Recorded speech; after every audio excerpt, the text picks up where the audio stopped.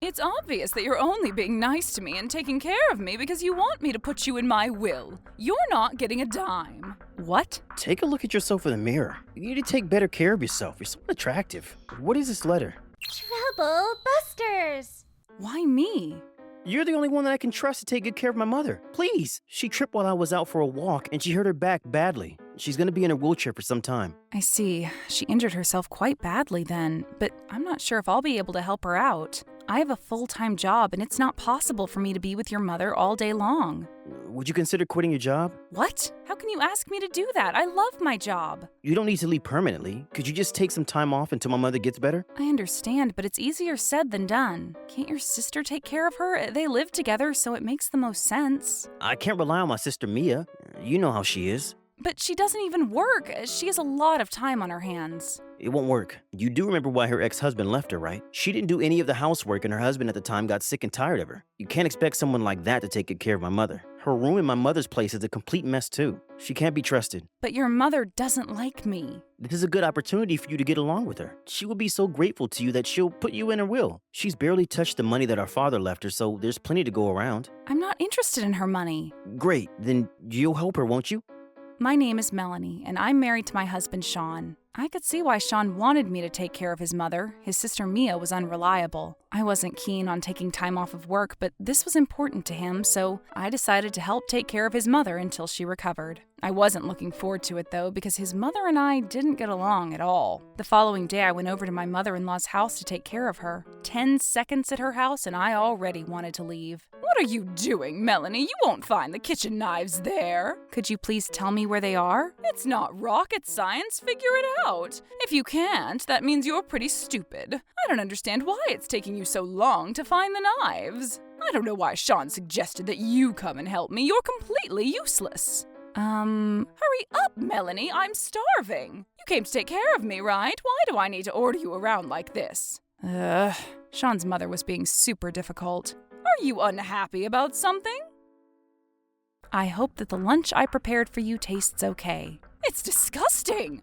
How can you make something taste this bad? I hope that you don't cook like this at home. I feel sorry for Sean. I didn't think that I was such a bad cook. Sean's never complained. You're such a bad wife to him. I didn't live this long to eat such bad food. Would you like me to make you something else then? I'm fairly certain that anything you make will not taste good. So far, all you've done is caused me trouble. I don't want you to get hungry, so I'll make you something else. Well, hurry up. I don't have all day. I get irritated on an empty stomach. After lunch, I helped Sean's mother bathe and took care of the laundry and cleaning of her house. Instead of being grateful, she was critical of everything that I did. Her remarks would always end with, "Go to hell," something that I did not appreciate. To make matters worse, she wasn't the only one giving me a hard time. Take this, Melanie. I don't need these bags of trash in my room.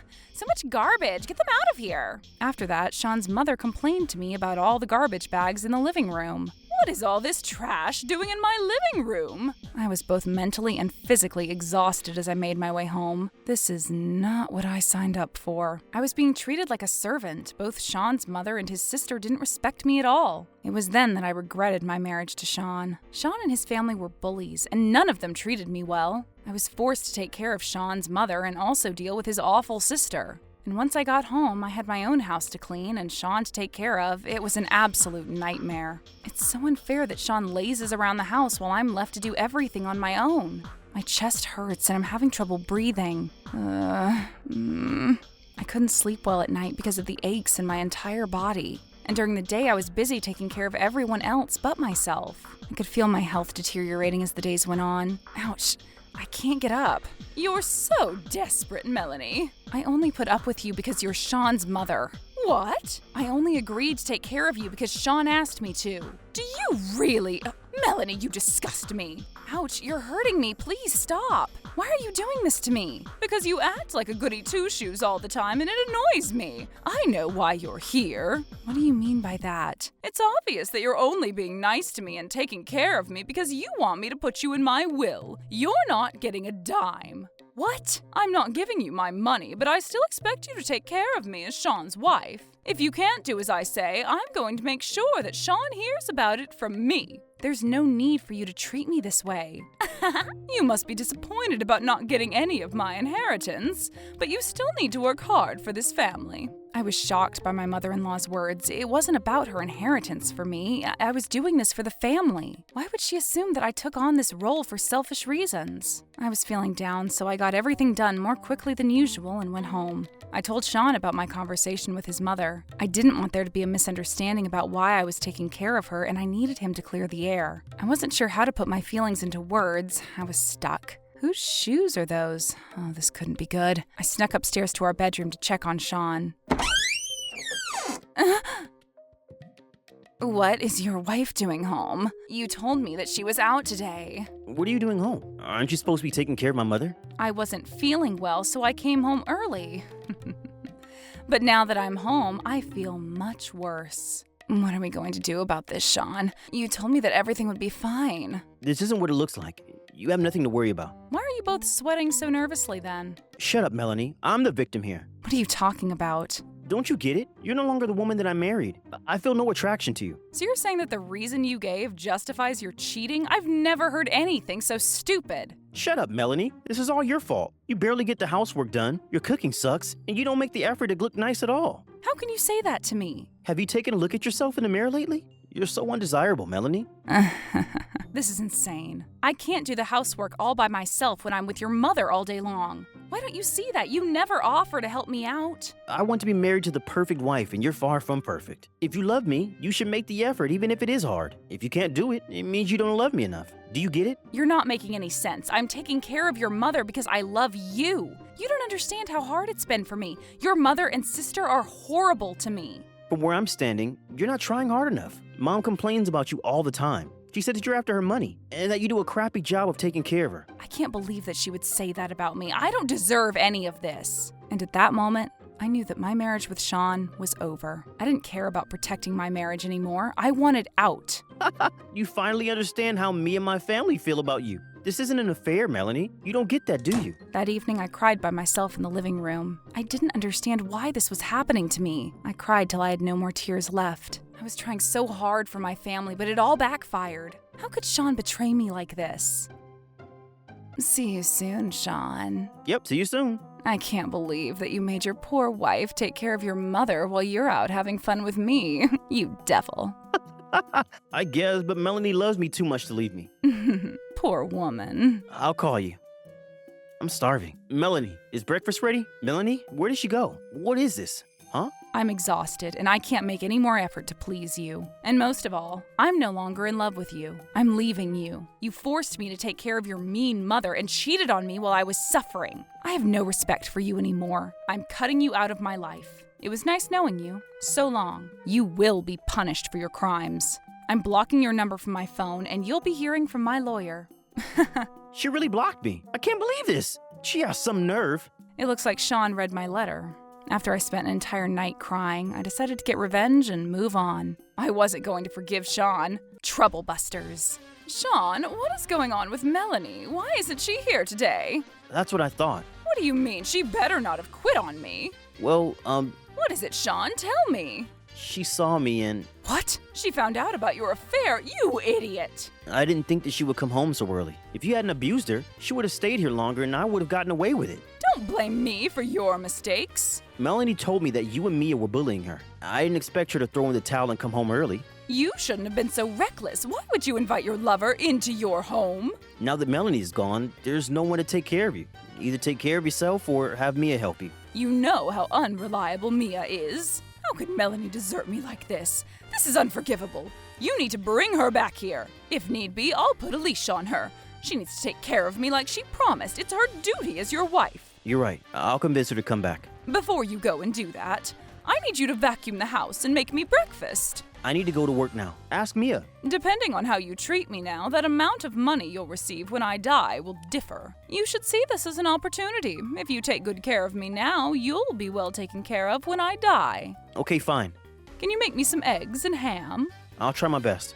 After I decided to get revenge and leave Sean, things moved fast. I called my previous employer and asked if they were able to take me back. Luckily, they said yes. I used my savings to hire a private investigator. I I asked them to do an investigation on Sean and his family for 1 month. Sean and his mother continued to harass me with calls and emails, but I ignored them completely. I had told Sean that I would only speak to him through my lawyer. What part of that did he not get? A month later, I went to go see Sean and his family. I had the evidence that my private investigator had gathered for me. My lawyer accompanied me. To my horror and disgust, I saw that Sean and his lover were going at it in the living room. I showed them both the evidence that I had and told Sean that I was divorcing him on my terms. Sean, you're going to pay me an alimony totaling to $100,000. And we're going to divide our assets equally between the two of us. I've also issued a restraining order against you, so you're not allowed to come near me. If you violate this, you'll end up paying me an additional $2,000 per violation.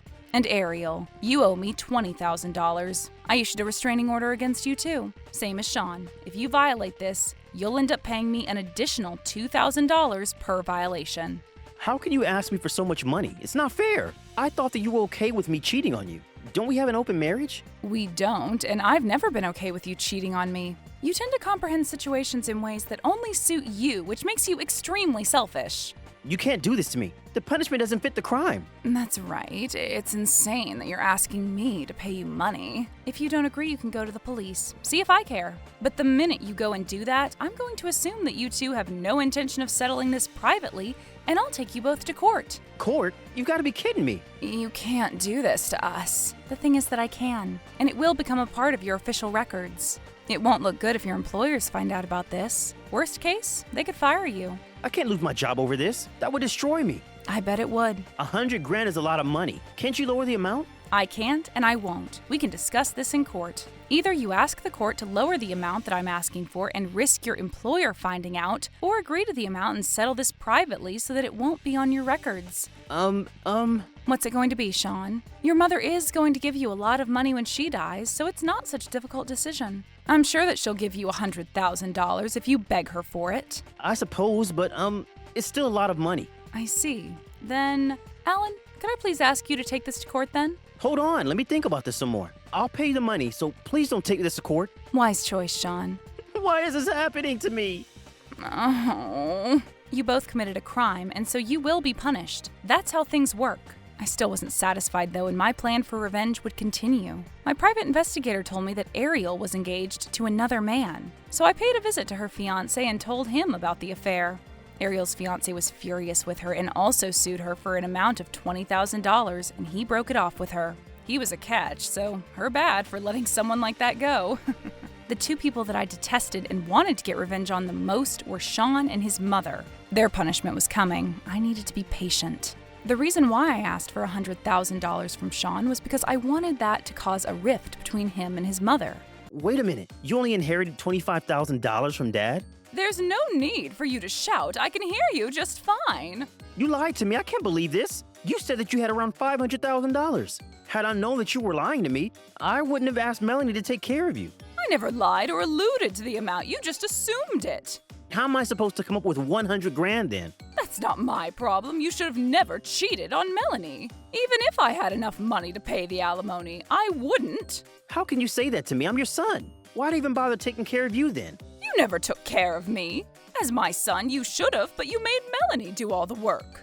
I didn't realize that you were such a bitch. You're just going to have to pay Melanie back in installments. I'm sure you learned your lesson the hard way. Shut up. I'm not going to take care of you ever. If that's how you're going to play it, I'm going to tell your company about your affair. You wouldn't do that. You're a monster. What did you just call me?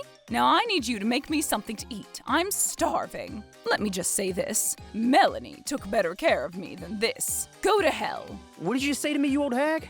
Ah! Sean's mother had made it seem like her husband had left her a lot of money, but I knew the truth through my private investigator. And I also knew my mother-in-law well. Even if she had the money, she wouldn't have given it to Sean. I didn't think that Sean would get so upset with his mother and break a glass over her head. Of course, he was arrested for this. He didn't go to jail, but he was fired from his job.